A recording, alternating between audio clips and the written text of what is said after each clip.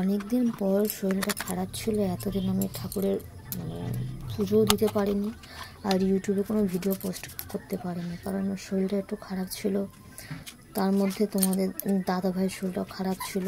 এতদিন পরে শরীরটা ঠিক হলো, তাই আমি ঠাকুর ঘরটা পরিষ্কার করে এই সবে ভোগ দিচ্ছি।